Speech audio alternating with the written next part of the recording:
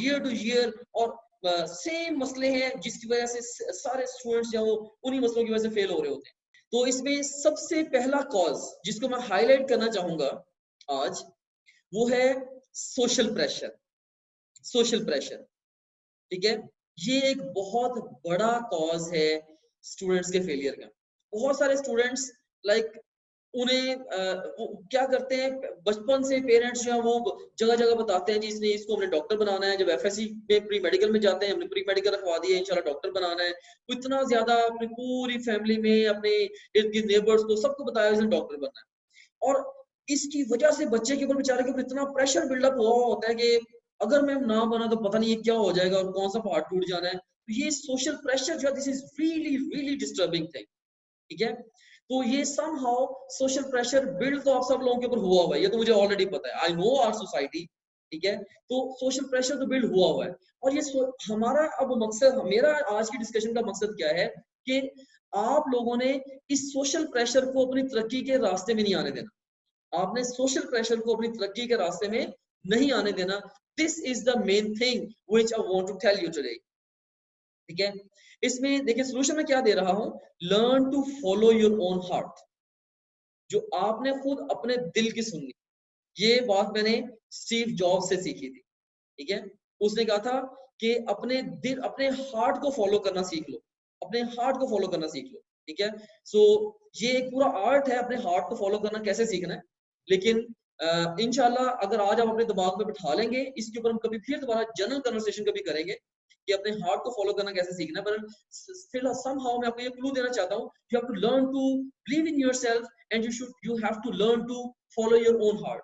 मैंने देखा है कि स्टूडेंट्स बहुत सारे, उनकी अपनी जो लाइफ की प्रायोरिटीज हैं, उनकी जो टेंडेंसीज हैं, नेचुरल टेंडेंसीज हैं, बिल्कुल डिफरेंट होती हैं, और वो जिंदगी में कर कुछ और रहे होते हैं। तो ये बहुत बड़ा ये मिसमैच है।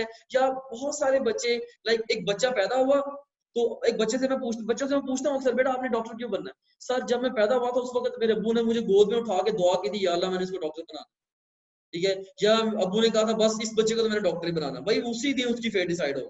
भाई मतलब अब तो ये है कि every day things are changing. तो ये इतना तेज तरीन दौर है, तो ये मतलब कि आप लोगों ने खुद, बजाय कि कोई आपकी फेट को डिटरमिन करे, आप लोगों को सुने, समझे, कंसीडर करें, उनकी बातों को वे करें, but learn to follow your own heart. अगर आप खुद के हार्ट को फॉलो करेंगे, अगर आप किसी और की जिंदगी नहीं गुजारेंगे, तो आप ज्यादा सेटिस्फाइड लाइफ गुजारेंगे। ये एक बड़ा इंपॉर्टेंट एक इंपॉर्टेंट टिप है to live a satisfied life. You remember, you have to do it for yourself और फॉर योर पेरेंट्स। आपने ये जो करना है, ठीक है, या तो आप अपने लिए करेंगे, या ठीक है आप, ताकि आप खुद खुद के ऊपर फख्र कर सकें, यार मैंने जिंदगी में कुछ अकम्प्लिश किया है, या आप अपने पेरेंट्स के ऊपर फख्र करेंगे कि आप पेरेंट्स आपके आपके ऊपर फख्र करेंगे, राइट। तो ये चीज इंपॉर्टेंट है। You have to remember, you have to do it for yourself और फॉर योर पेरेंट्स। अपना सर फख्र से बुलंद करने के लिए, या अपने वालिदैन का सर फख्र से बुलंद करने के लिए आपने करना है, किसी और के लिए आपने नहीं करना। ये बड़ा इंपॉर्टेंट है। तो सोशल प्रेशर को आपने अपनी तरक्की के रास्ते में नहीं आने देना। Your time is limited, so don't waste it living someone else's life. आपका इस दुनिया के अंदर जो टाइम है, ये बड़ा महदूद है। ये कितना महदूद है? ये उतना ही महदूद है जितना किसी समंदर में एक कतरा महदूद होता है, राइट। तो ये टाइम के समंदर के अंदर आपके ये जो 60 70 80 साल हैं, ये एक कतरे की जैसे ही हैं, right. So your time is limited, you don't waste living someone else's life. इस टाइम को आपने किसी दूसरे की जिंदगी गुजारने के ऊपर नहीं वेस्ट करना, अपने हार्ट को फॉलो करके अपनी जिंदगी गुजारें, राइट। जैसे कि in spite of the opposition of my family and friends and all the whereabouts, मैंने मेडिकल के सेक्टर को एक तरह से छोड़ के टीचिंग को ज्वाइन किया। क्यों? क्योंकि ये मेरा पैशन है। ये पैशन है तो मैं आपके सामने बैठा हूँ, आपसे इस तरह की कन्वर्सेशन कर रहा हूँ। It's just my passion which is driving मी। कल रात को मैंने 3 बजे तक बैठ के रिसर्च की है, आप लोगों को गाइड करने के लिए कि प्रिसाइजली मैं किस तरह से थॉट्स को ऑर्गेनाइज करके इन बच्चों को डिलीवर करूं कि इनकी जिंदगियां तब्दील हो जाए। और मैंने काम किया है 3 बजे तक, मुझे महसूस ही नहीं हुआ मैंने काम किया। क्यों? क्योंकि ये मेरा पैशन है, मेरा शौक है, ठीक है। सो ये एक इंपॉर्टेंट पॉइंट है कि आपने अपने लिए करना है, दूसरों के लिए आपने नहीं करना। और ये इसके आर्नल्ड जो है बड़ा सक्सेसफुल पर्सन है, मैं इसकी डिटेल के में नहीं जाऊंगा। इस पे देखें, इसमें इसने 6 रूल्स दिए हैं अपनी पूरी लाइफ के बाद अपनी सक्सेस के। इसमें रूल नंबर 4 मैं चाहता हूं कि आप लोग पढ़ें, don't listen to the naysayers. वो लोग जो कि ये कहते हैं कि आप कुछ नहीं कर सकते, आपका कुछ नहीं बन सकता, कुछ नहीं हो सकता, उनको सुनना छोड़ दें, ठीक है? वो जस्ट आपकी परफॉर्मेंस को डैमेज करते हैं। ओके, अब हम चलते हैं कॉज नंबर 2 पे। दूसरा जो बड़ा कॉज है वो ये है, लो score in the FSc. So FSc का स्कोर लो होने की वजह से बच्चा पहले ये अज्यूम कर लेता है कि जी मेरा तो एडमिशन होना ही नहीं, या जिन लोगों का स्कोर खासतौर पे बॉर्डर लाइन पे है, ठीक है, वो कहते हैं इतना कंपटीशन है तो मेरे से पता नहीं एडमिशन होना है या नहीं होना, वो डाउट में चला जाता है। जैसे भी आज भी बहुत सारे बच्चों ने मैसेज किया, डाउट में चले जाते हैं, और उनका इस वजह से वो पूरी एफर्ट नहीं पुट कर पाते एग्जाम में, ठीक है। लेकिन जो लोग अपने आप के ऊपर बिलीव करके एफर्ट पुट करते हैं, तो बड़ी दफा अपेरेंटली लगता है कि उनका एडमिशन नहीं होगा, लेकिन वो इस तरह से एंटी टेस्ट को लेके चलते हैं कि उनका एडमिशन हो जाता है। मैंने इवन एफएससी में 752 मार्क्स के साथ एक बच्चा था, मैंने देखा कि उसका एडमिशन हुआ भावलपुर के कायदे मेडिकल कॉलेज के अंदर, राइट। क्या उसके एंट्री टेस्ट के अंदर 1052 नंबर थे, राइट। तो पर लो स्कोर जो है उसकी वजह से बच्चे एंट्री टेस्ट में एफर्ट नहीं पुट करते, या इंटरमीडिएट स्कोर वाले खासतौर पर एफर्ट, लो स्कोर जिनका है उनको ये चाहिए कि वो रियलिस्टिक प्लान बनाएं। अगर आप एक ऐसे बच्चे हैं जिसका स्कोर लो है, आपको ये चाहिए कि आप अगर या तो आप रिपीट करें एफएससी, अपना स्कोर पार पे लेके आए। हमें पता है कि 91-92% मार्क्स एग्रीगेट चाहिए, अपने स्कोर को इंप्रूव करें, या अपने प्लान को उसके अकॉर्डिंगली टेलर कर लें अभी से, ठीक है। तो ये बिल्कुल गलत है कि अभी 800 850 नंबर लेके आप किसी मोर्चे के इंतजार में बैठे हुए हैं कि शायद आपका उसमें मेन स्ट्रीम में दाखिला हो जाएगा। अगर आपके इतने थोड़े नंबर हैं, you have to have a backup plan, ठीक है, ठीक है। कोशिश आप भरपूर तरीके से करें। मैं ये कहता हूँ कि एंट्री टेस्ट के लिए अपनी एफर्ट आपने पूरी डालनी है। वो क्यों कहता हूँ, क्योंकि जब आप एफर्ट डालेंगे, इस तरह किसी ना किसी शक्ल में आपको रिटर्न जो मिल ही जाना है, ठीक है। क्योंकि एफएससी का जो सिलेबस है ना, आप आगे आप किसी भी प्रोफेशनल फील्ड में जाते हैं, यही सिलेबस, इसी ने आपके बेसिक कॉन्सेप्ट बनाने हैं, इन्हीं बेसिक कॉन्सेप्ट्स को लेके आपने आगे चलना है, राइट। सो बहरहाल कॉज क्या है, लो score in the FSc, poor effort. Solution क्या है, be realistic, let the stats decide for you. Stats आपके क्या है, जैसे मैंने आपको लास्ट सेशन में भी गाइड किया था कि आपको पता है कि एमडी ओवरऑल जो पंजाब के पब्लिक सेक्टर के अंदर आप एडमिशन की बात करते हैं, तो लास्ट ईयर जो है वो 91% ग्रॉस ओवरऑल अप्रोक्सीमेटली मेरिट था एग्रीगेट, ठीक है। तो अब आप खुद से बैठ के कैलकुलेट करें कि मेरे एफएससी में इतने मार्क्स हैं, मैट्रिक में इतने मार्क्स हैं, एंट्री टेस्ट में कितने लूंगा तो मेरा मेडिकल में एडमिशन होगा, मेरा एग्रीगेट 91-92% बनेगा। आप खुद से बैठ के कैलकुलेशन करने अपने लिए, और उस कैलकुलेशन की बिना पे आप अभी से डिसाइड करें क्या मेरा हो भी सकता है कि नहीं हो सकता। अगर आपकी कैलकुलेशन के मुताबिक एंट्री टेस्ट के अंदर आपके जो मार्क्स हैं 200 में से 210 बन रहे हैं, of course it doesn't make sense, ठीक है। तो आपको पता है यार अब एडजस्टमेंट एफएससी में कर रही है। इसके मुकाबले में अगर हम दूसरी तरफ देखें, अगर आपका स्कोर इधर से मे बी 96% है एफएससी से, तो मे बी आपको एंट्री टेस्ट के अंदर जस्ट 91% 90% भी आपको स्कोर करा देगा एडमिशन। सो आपने इंटरप्ले के साथ चीजों को बैलेंस करना, इंटरप्ले के साथ चीजों को बैलेंस करना आप लोगों ने, ठीक है। So let the stats decide for you. आप हर बच्चा, यहाँ से मैं आपको ये कन्वे कर रहा हूँ कि हर बच्चा बैठ के कैलकुलेशन करे, ये पॉइंट मेरा नोट कर लें, कैलकुलेशन करके थ्रू कैलकुलेशन आप लोग ये एग्जैक्टली अपना टारगेट डिफाइन करें कि एमडी कैड में इतने नंबर आएंगे तो मेरे 91.5% मेरे एग्रीगेट बनेंगे। आप 91.5 रखें, इतने नंबर आएंगे, ये इस फिक्रे को आपने खुद से मुकम्मल करना है बाद में। अगर एंट्री टेस्ट में मेरे कितने नंबर आएंगे तो एमडी कैट में मेरे 91.5% ओवरऑल एग्रीगेट बनेंगे, ठीक है। ओके, तो उसके बाद नेक्स्ट अगर हम देखें, नेक्स्ट हम चलते हैं कॉज की तरफ, and that is cause number 3, that is fear of Fehling. Fail होने का जो खतरा है, जैसे बहुत सारे बच्चों ने आज भी टाइप किया, जब मतलब कि कॉन्फिडेंस नहीं था सेल्फ के ऊपर, और स्ट्रेस की वजह से हम फोकस नहीं कर पाए। तो जब आप पहले ये सोच लेते हैं ना, जीतने से पहले ही या खेल से पहले ही आप ये सोच लेते हैं कि जी मैंने तो हार ही जाना है, तो हार आपका मुकद्दर बन जाती है, ठीक है। So you don't have to be afraid of anything, ठीक है। तो याद रखना, सक्सेस इज नॉट फाइनल। कोई भी कामयाबी इस दुनिया के अंदर ऐसी नहीं है जो कि हतमी तौर पे कामयाबी हो, इस दुनिया में कम से कम नहीं है, ठीक है। जो सही कामयाबी है वो तो आखिरत की कामयाबी है, ठीक है। जो जो मुस्तकिल रहने वाली है, जो हमेशा हमेशा के लिए रहने वाली है, कामयाबी भी ना वो तो बाद की है, इस दुनिया के बाद की है, ठीक है। तो अगर सक्सेस है, success is not final and failure is not fatal. कोई भी आपका फेलियर ऐसा नहीं है जिसके बाद आप गॉड फॉरबिड फॉत हो जाएंगे। It's failure is not fatal, ठीक है। It is the courage to continue that counts, कि जो आपके अंदर हौसला है, जो हिम्मत है, जो जज्बा है, ठीक है, वो काउंट करता है कंटिन्यू करने का, ठीक है। तो आप लोगों ने बिल्कुल भी फेलिंग से, फेल होने से या नाकामी से डरना नहीं है।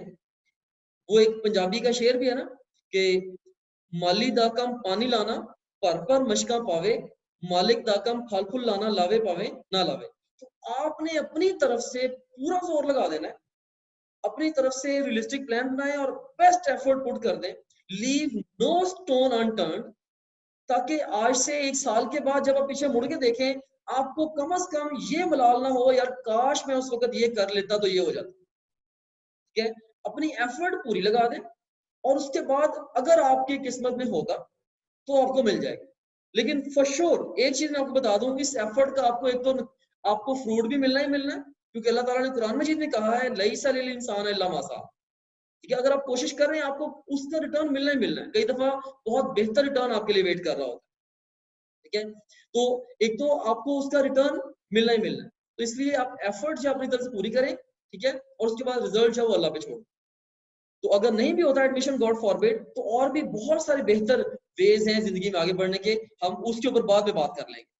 सो उसके बाद कॉज नंबर 4 पे हम जाते हैं।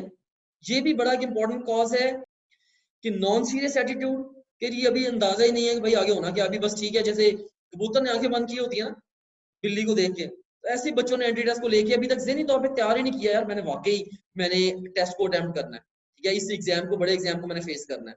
Non serious attitude, over confidence, मेरा तो एडमिशन हो ही जाना है। जैसे भी एक बच्चे ने लिखा भी हुआ है कि मेरा इतना नंबर, मेरा तो पक्का था एडमिशन हो ही जाना है, लेकिन नहीं हुआ एंड में।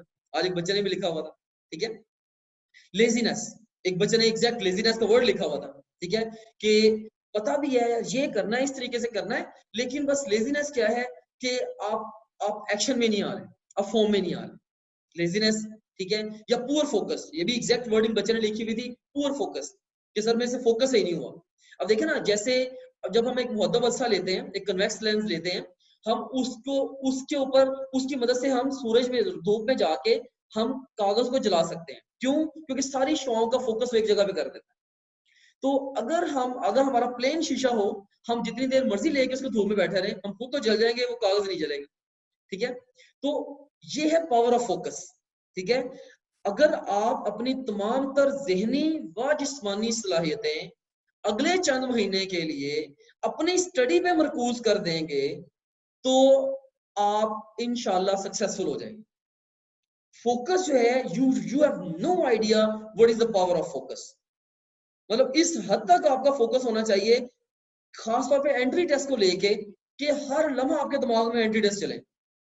लाइक अगर आपका जैसे 14 अगस्त की छुट्टी आई है ना, तो या मुहर्रम की छुट्टी आई है, तो आप उसको इस तरह से रिलेट करें, हाँ यार मुहर्रम की छुट्टियों के 25 दिन के बाद मेरा एंट्री टेस्ट है, राइट। इस तरह से आप लोग रिलेट करें, यानी कि आपके दिमाग में इस हद तक वो बैठा होना चाहिए, ठीक है।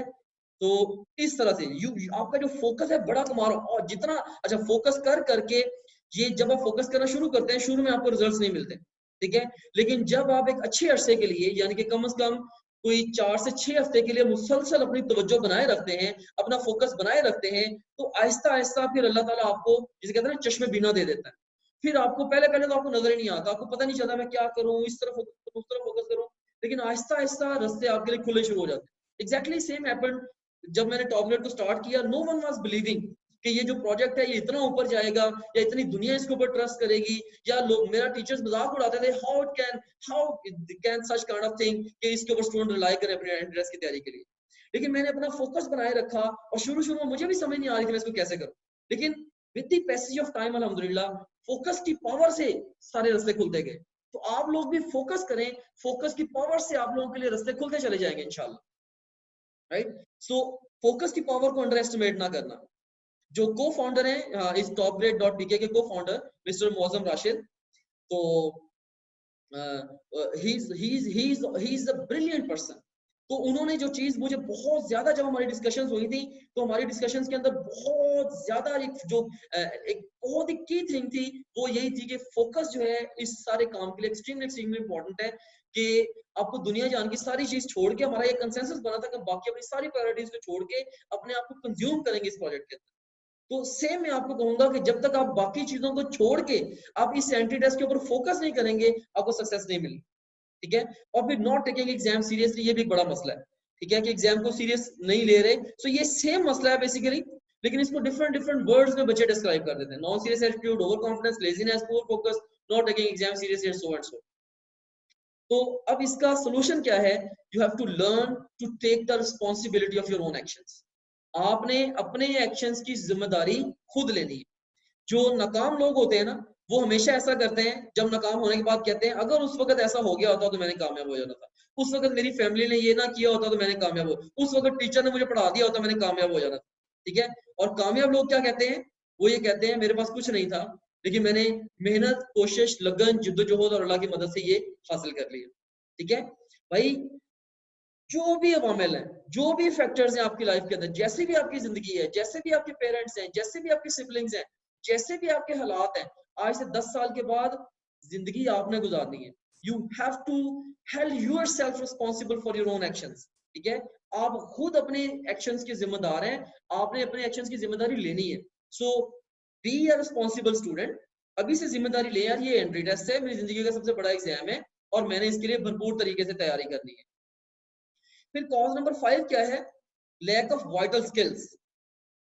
Lack of vital skills, for example book reading, daily time management, stress management, test taking. अब देखें कितने सारे बच्चे कह रहे थे हमें टेस्ट में टाइम नहीं मैनेज हुआ, या वैसे टाइम नहीं मैनेज हुआ, या हमें पढ़ने का तरीका नहीं आता था, कॉन्सेप्चुअली पढ़ नहीं सके। कितने सारे प्रॉब्लम्स इसके गिर्द आए आज, ठीक है। देखिए कि ये एक बड़ा अहम तरीन ये कॉज ऑफ फेलियर है, ठीक है, कि आपके पास वो स्किल्स ही नहीं है।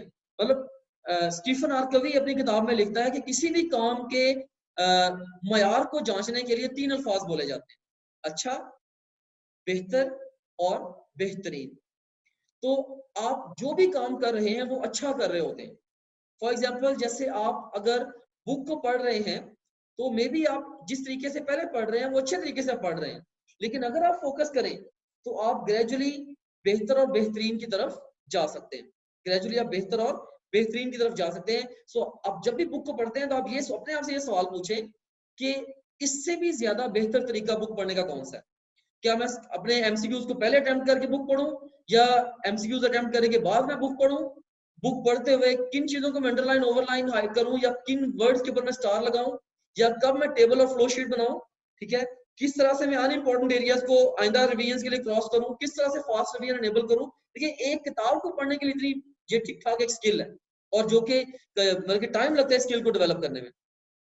सेम डेली टाइम मैनेजमेंट की अपने अपने इसकी स्किल है कि रोजाना की बिना पे आप किस तरह से अपने अपना आपने शेड्यूल बनाया हुआ है, राइट। उसके बाद फिर टेंशन जब आपको होती है, इसकी अपनी स्किल है, और टेस्ट टेकिंग ये अपनी। तो आपने क्या करना है, जो भी आप काम कर रहे हैं ना, आप एक मुसलसल अपने दिमाग में एक अप्रोच ऐड कर लें कि क्या इस काम को करने का इससे बेहतर तरीका भी है। ये बहुत ही ज्यादा इंपॉर्टेंट और वाइटल स्किल्स हैं। ये अब लिस्ट बना लें। आपने अच्छी बेहतरीन तरीके से किताब पढ़नी सीखनी है, बेहतरीन टाइम मैनेजमेंट करना सीखना है, बेहतरीन तरीके से टेंशन को मैनेज करना सीखना है, और बेहतरीन तरीके से आपने टेस्ट को अटेम्प्ट करना सीखना है, ठीक है। तो ये बड़ी इंपॉर्टेंट स्किल्स हैं। इनकी लिस्ट बना के ये आप पॉइंट नोट कर लें, इन स्किल्स की लिस्ट बना के रख लें अपने पास, और आपने एक एक करके इन सारी चीजों को सीखना है।